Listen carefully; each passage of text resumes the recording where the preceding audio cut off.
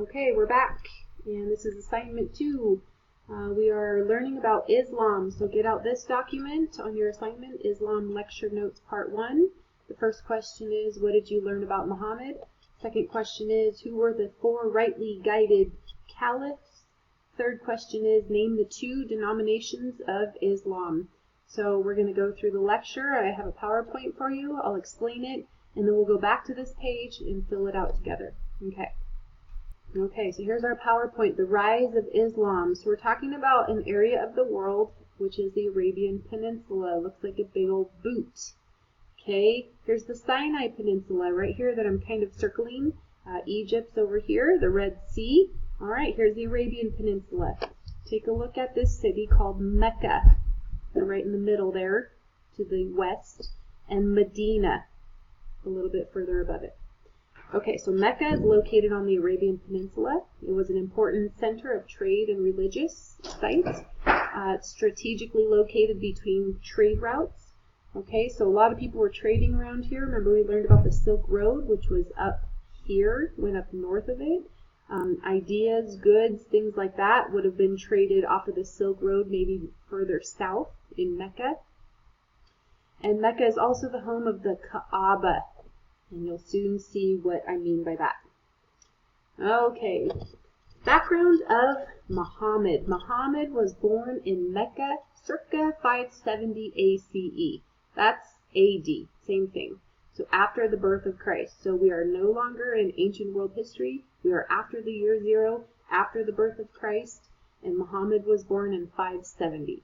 Okay, he interacted with many different religions because he lived in Mecca. They worshiped many gods. There were different things happening in Mecca. He married an entrepreneur, somebody who's good at business. You might say they are business savvy, named Khadijah. She was very rich from the caravan trade, and Khadijah was 40 while Muhammad was 25. All right. Origins of Islam. During his marriage to Khadijah, Muhammad was plagued by incessant headaches. He would retire to a cave outside of Mecca. He wanted to get away for a little bit. Muhammad was visited by the angel Gabriel. This is really important, okay? This is the beginning of Islam. For 22 years, Gabriel revealed what Muslims believed to be the truth to Muhammad. Okay? So all of these prophetic messages that Muhammad is getting from Gabriel, he writes down, and that's the beginning of Islam. Okay, which is also in the Arabian Peninsula, by the way, where do Arabs come from? Ishmael. See how this is all kind of fitting together? Okay, here's a picture. Gabriel visits Muhammad. Okay, moving along. Muhammad compiled these revelations into the Islamic holy book called the Quran. Okay, and it basically says that they believe in one God. So this God is called Allah. And belief in one God interfered with the revenue made off travelers to Mecca that worshipped many gods and the Kaaba. So that's what the Kaaba is. It's that big sculpture thing that sits in the middle of Mecca, and it's where they would go and worship these gods. And now it's where they think Muhammad placed all of his revelations. So this contains the original Quran. Okay. All right. So the flight.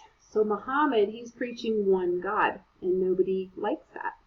So he is forced to flee Mecca for Yathrib, and that's located north of Mecca.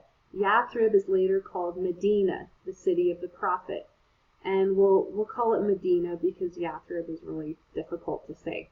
So he flees to Medina.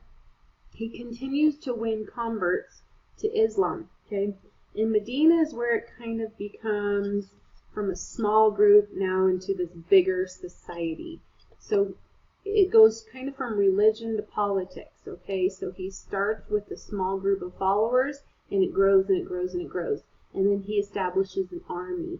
He establishes social institutions, okay? In 630, Muhammad returns to Mecca with a great army, and they allow him. Mecca says, okay, you can come in here, and he converts a lot of people to Islam. Okay, let's talk about the word jihad.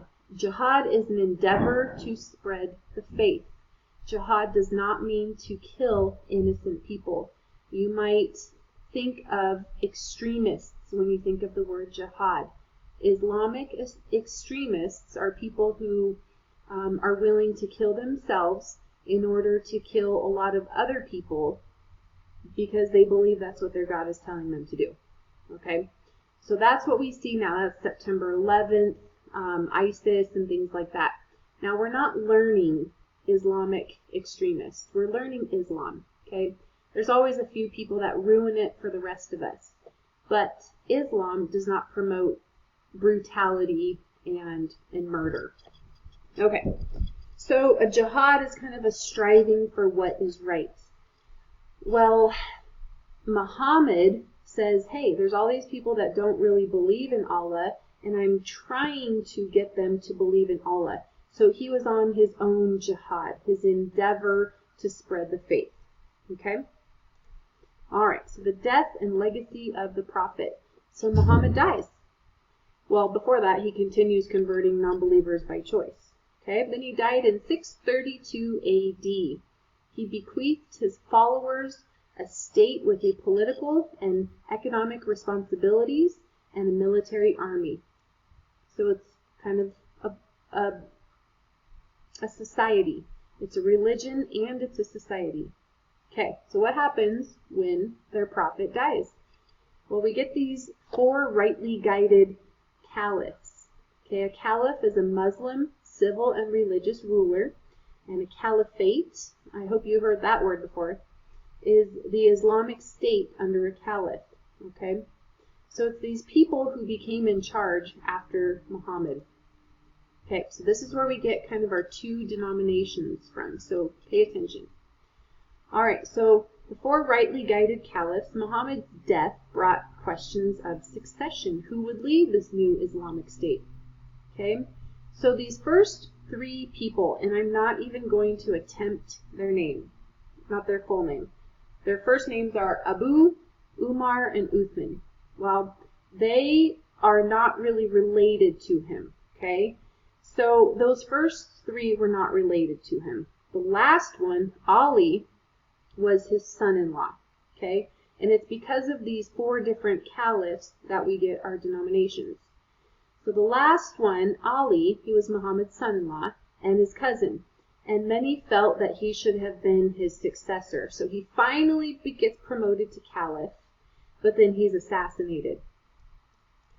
Okay, so from this guy Ali, we get the first denomination, Shia Islam. Shia Islam believe that Ali was chosen by God to be the leader of Islam. Ali and his descendants are considered imams, and they are the leaders of the Islamic community. So you have Shia denomination, comes from the Caliph Ali, okay, or Ali, and it's because he was related to Muhammad. The second denomination is Sunni Islam. Now, Sunni Islam were the ones that followed the other 3 caliphs, okay, that were not related to Muhammad. There are more Islamists or Muslims, that's how you say someone who is Islam is a Muslim. There are more Muslims who are Sunni than there are Shia, okay? So this is Orthodox Islam. Sunnis do not believe in the legitimacy of the imams or the Shia. They look to the Quran for guidance. So they're not really saying, oh, we're going to look for guidance from somebody who's related to Muhammad. We're going to look for guidance in the Quran, the scriptures. Okay? So I hope that explains it. Let's go back to our lecture notes. Okay, so fill it in. And here's a little bit of help. What did you learn about Muhammad? Well, I'm not going to answer that one for you, so you're going to have to answer that one yourself. Next one, who were the 4 rightly guided caliphs? It's Abu Bakr. And then I just wrote the first names, and I'm okay if you write the first names as well. Umar, Uthman, and Ali. And then last one, name the 2 denominations of Islam, Shia and Sunni. Nice job. I hope you're enjoying learning about Islam. I'll see you tomorrow.